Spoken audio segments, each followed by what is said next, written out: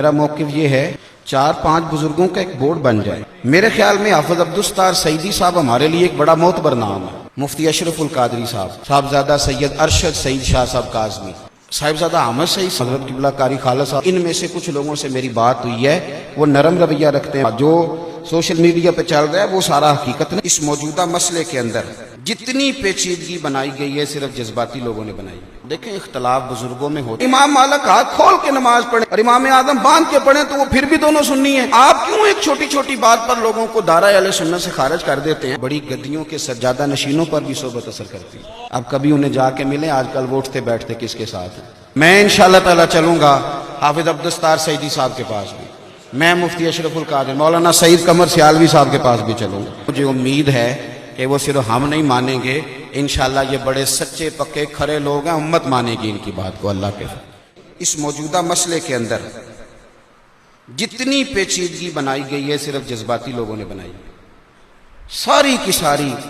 اور جو بندہ ٹھنڈی بات کرتا ہے اور کسی بھی تھوڑی سی وہ کہتا ہے کہ بات ملائم کر کے اس کو ختم کیا جائے، وہ کسی نہ کسی گروپ کا بنا دیا جاتا ہے، بیچارہ خود متنازع ہو جاتا ہے۔ میں نے کچھ مشائخ سے ملاقات کی ایک کارکن کے طور پر، اور صرف اس نظریے کے ساتھ کہ شاید میں کسی بندے سے، جن لوگوں نے اس مسئلے میں اپنی رائے کا، میں ذمہ داری سے کہہ رہا ہوں، ہمارا یہ معاملہ ہوتا ہے کہ کارکنوں کو یہ سبق مل جاتا ہے کہ بس جو ہمارے خلاف ہے نا، بندے دو ہی ٹھیک ہوتے ہیں، ایک میں ٹھیک ہوں اور ایک جو میرے پیچھے ہاتھ باندھ کے چلتا ہے وہ ٹھیک ہے، تیسرا ٹھیک کوئی نہیں ہوتا، وہ کوئی بھی ہو، کسی بھی جماعت کا ہو۔ وہ جب تک مجھے امیر نہ مان لے اور میرے پیچھے ہاتھ باندھ کے چلے نہ، ہم دیکھیں اختلاف بزرگوں میں ہوتا ہے، اس کو سمجھ لیں، اپنے دل میں کیوں نہیں جگہ دیتے کہ امام شافعی رحمت اللہ تعالیٰ علیہ کہتے ہیں آگ پہ پکی چیز تو نے کھا لی، تیرا وضو ٹوٹ گیا۔ امام اعظم کہتے ہیں تجھے کچھ بھی نہیں ہوا، کوئی ضرورت نہیں، لیکن وہ پھر بھی سنی ہے، دونوں وہ پھر بھی سنی ہے۔ امام مالک ہاتھ کھول کے نماز پڑھیں اور امام اعظم باندھ کے پڑھیں تو وہ پھر بھی دونوں سنی ہیں۔ تو آپ کیوں ایک چھوٹی چھوٹی بات پر لوگوں کو دائرہ اہل سنت سے خارج کر دیتے ہیں؟ کچھ خیال فرمائیں۔ اتنے بڑے مسائل، مطلب آپ نے نماز میں ہاتھ چھوڑ دیا، اس طرح کھل گیا تو ٹوٹ گئی حنفی کی نماز، تو آپ تھوڑا سوچیں، گنجائش دیں۔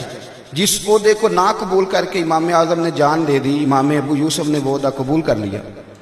امام صاحب کہتے تھے میں اس آدمی سے عہدہ قبول کر کے اس کے ظلم میں اس کی مدد نہیں کرنا چاہتا۔ امام ابو یوسف فرماتے تھے ہم قبول نہیں کریں گے تو کوئی ظالم قبول کر لے گا۔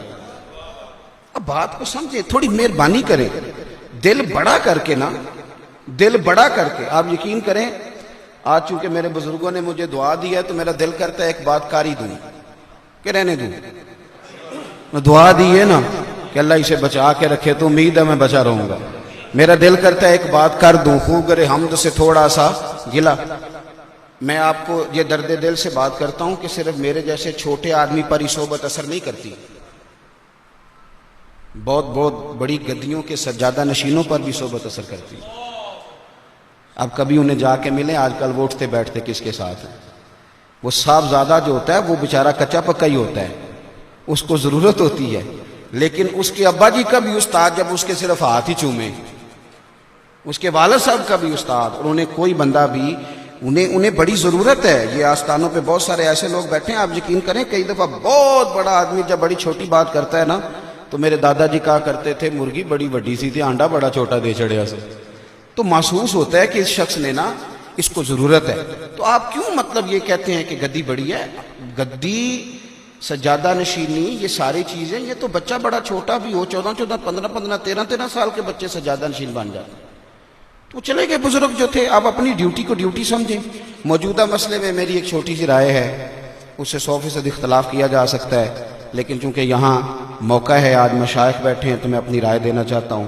میرا موقف یہ ہے کہ چھوٹے سے خطیب کو بھی پتہ ہے کہ فلانا سجادہ نشین یا فلاں خطیب یا فلاں واعظ یا فلاں اسکالر صاحب کی علمی حیثیت کیا، ہمیں سارا پتہ ہوتا ہے، کم از کم ہمیں آپس میں پتہ ہوتا ہے کہ کون بندہ کتنا پڑھا ہوا ہے یا کتنا مطالعہ رکھتا ہے۔ میری رائے یہ ہے کہ اہل سنت میں جتنے بھی مسائل ہیں، جو موجودہ مسئلہ چل رہا ہے، اس سمیت 4-5 بزرگوں کو، کچھ ضروری نہیں کہ ان کی روز میٹنگیں کرائی جائیں یا ان کا بھی ہم شکوے شروع کر دیں، 4-5 بزرگوں کا ایک بورڈ بن جائے، وہ جس بات کی تصدیق کر دیں وہ ہماری بات ہے، اور جس کا وہ انکار کر دیں وہ ہماری بات ہے۔